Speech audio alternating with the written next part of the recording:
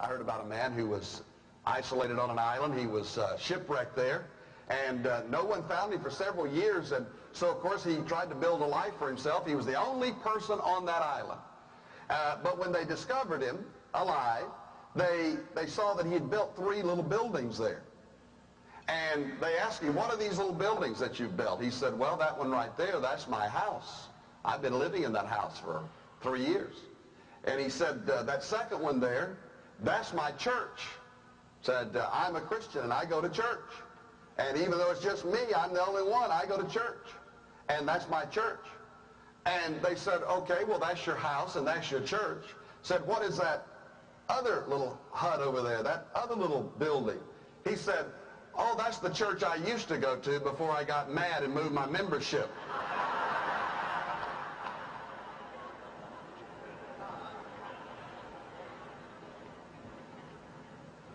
The fact is that being alone and afraid is no joke.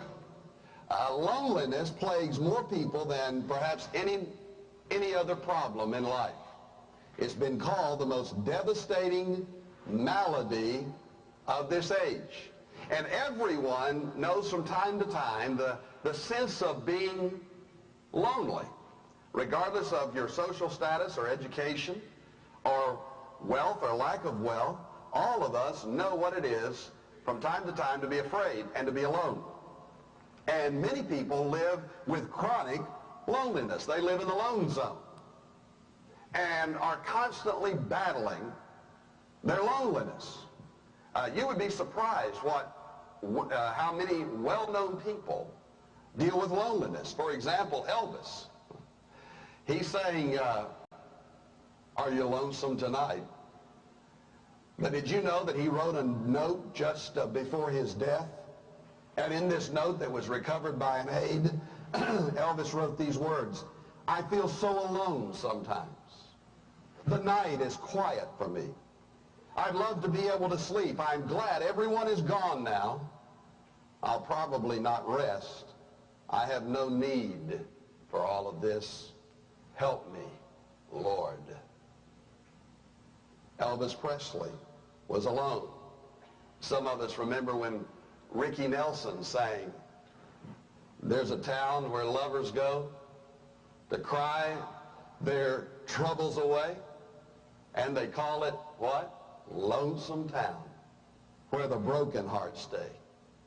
And then, of course, the Beatles. Look at all the lonely people, and they're everywhere. And if you stand on a street corner in any city or any small town in America, you can see it often in the faces of people. The sense of being cut off and disconnected. I was watching a special on Joe DiMaggio, the great baseball player. Songs have been written about this man. "Where have you gone, Joe DiMaggio?"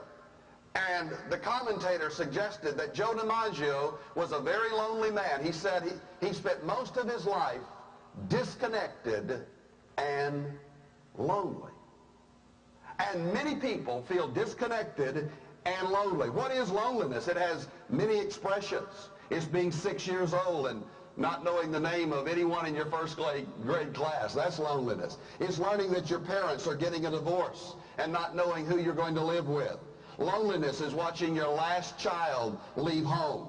Loneliness is at the top where the buck stops. Loneliness is saying no when all the other girls seem to be saying yes. Loneliness is your mate's funeral or your daughter's wedding.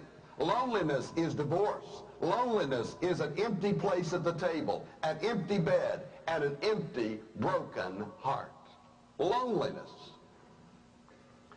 Some experience the loneliness of suffering and sorrow when grief separates us from those that we love. Others have experienced the loneliness of standing alone for Jesus Christ. And when you determine to follow Christ, that the crowd at the office or the crowd at school, they put you out of the group or alienate you or isolate you because of your faith. And many people are facing loneliness because they're looking for that special someone to share their life. I heard about a lady, she spent her whole life living alone. She never found that special someone. In fact, she never even dated. No one ever invited her on a date. So when she died, she left specific instructions to the minister and to the funeral arranger. She said, I don't want any men to be my pallbearers. She said, I want all women to be my pallbearers. No men. They wouldn't carry me out when I'm alive, and I'm not going to let them carry me out now that I'm dead. Alone.